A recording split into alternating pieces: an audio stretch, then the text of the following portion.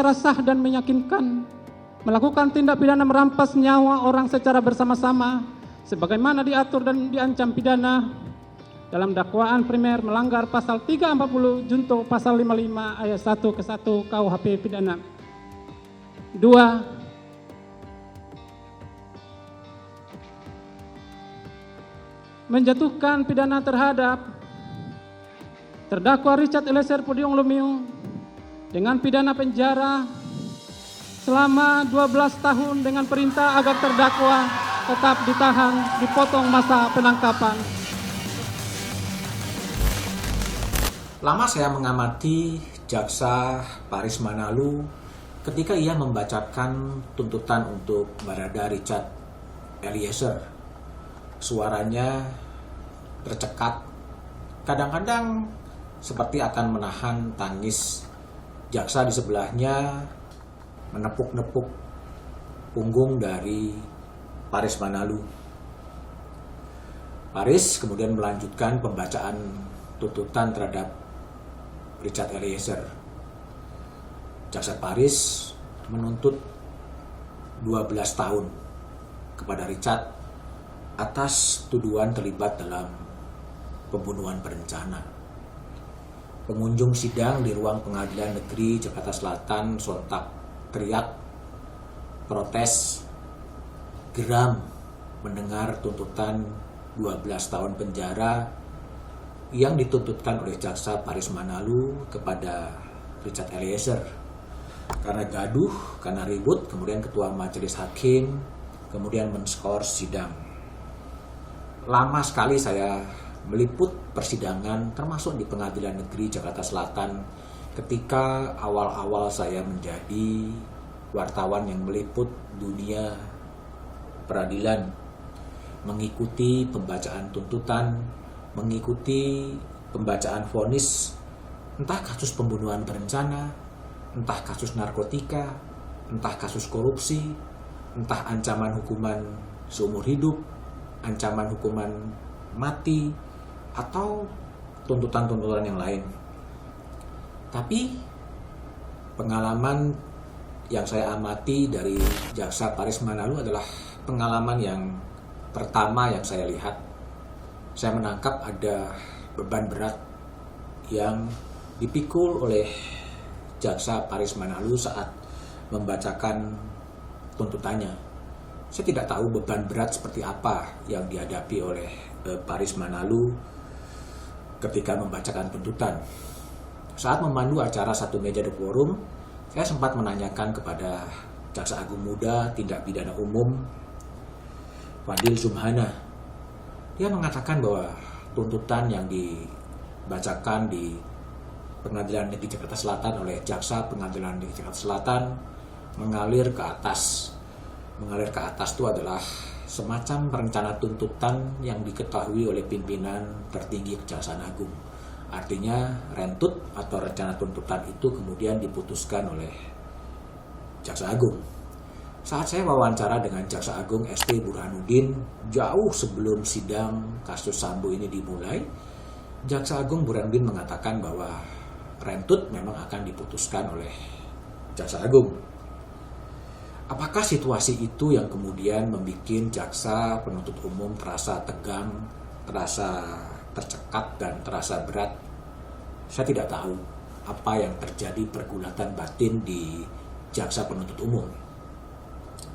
Tapi yang pasti secara teoritik, jaksa itu bertindak atas nama negara, atas nama kepentingan masyarakat, atas nama kepentingan korban. Itu adalah teori yang mendasari jaksa disebut sebagai jaksa penuntut umum.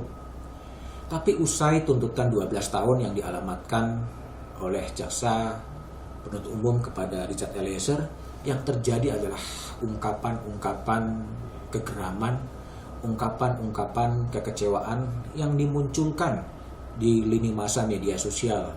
Kasus ini menjadi trending topic di Twitter. Warganet rata-rata mengecam tuntutan yang dirasakan oleh warganet tidak adil.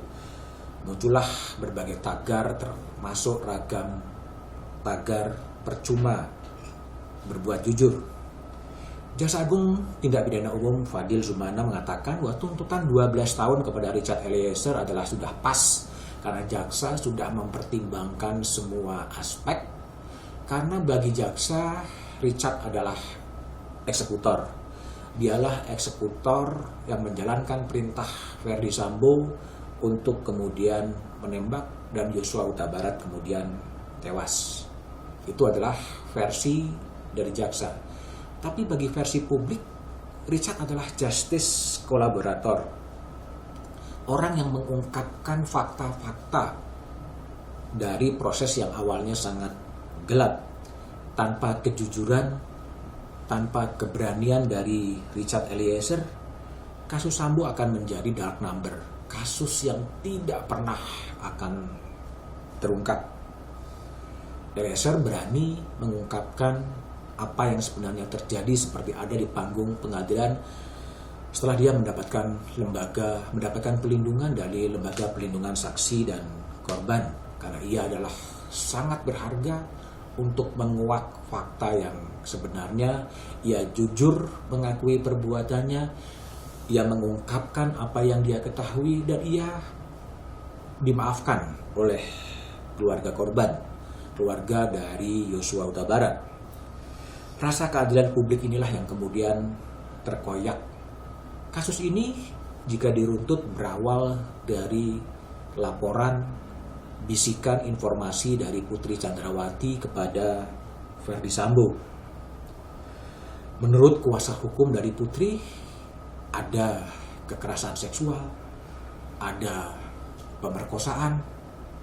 Tapi menurut jaksa yang terjadi adalah perselingkuhan antara Putri dan Yosua. Tanpa ada laporan, tanpa ada bisikan Putri kepada Sambo, tentunya kasus ini tidak pernah akan terjadi. Kasus ini tidak pernah akan muncul, terjadi penembakan oleh Richard terhadap Yosua Huta Barat. Tapi yang mengganggu rasa keadilan publik, justru Putri mendapatkan tuntutan 8 tahun penjara. Inilah yang kemudian menimbulkan kegeraman publik. Bagaimana mungkin kemudian Richard Eliezer yang hanya menjalankan perintah dari seorang jenderal atasannya dan kemudian dia mengungkap fakta sebenarnya harus mendapatkan hukuman tuntutan 12 tahun penjara. Tuntutan terhadap Eliezer memang terlalu berat. Dia telah mengorbankan kejujurannya. Dia telah berani mengungkapkan keterus-terangannya. Tetapi justru dia yang telah membuka fakta sebenarnya mendapatkan tuntutan yang sangat berat. Seandainya kemudian Richard mengikuti skenario Sambo bahwa terjadi tembak-menembak, jangan-jangan jika skenario itu kemudian berhasil, Richard justru akan mendapatkan penghargaan dari Sambo atau malah kenaikan pangkat dari Sambo. Tapi karena kejujuran yang kemudian dialami oleh Richard sekarang adalah kejujuran itu terasa dikubur oleh tuntutan dari jaksa. Keadilan terasa dicederai. Kini publik hanya berharap kepada Majelis Hakim Pengadilan Negeri Jakarta Selatan untuk menyelamatkan keadilan yang berada di tepi jurang, untuk menyelamatkan kebenaran yang ada di tepi jurang. Bisakah hakim kemudian menyelamatkan keadilan, mengungkapkan kebenaran material? Akankah majelis hakim bisa menyelami rasa keadilan publik yang sedang terkoyak dan mengungkap kebenaran material? Sebaiknya kita menunggu. Tapi kalaupun gagal, yang namanya keadilan harus tetap diperjuangkan. Biarpun langit runtuh, keadilan harus tetap ditegakkan. Dan kita punya kewajiban untuk terus mengawal proses agar kebenaran terungkap dan keadilan hadir di ruang-ruang pengadilan, apakah itu di Jakarta Selatan, apakah di pengadilan banding, bahkan sampai ke Mahkamah Agung.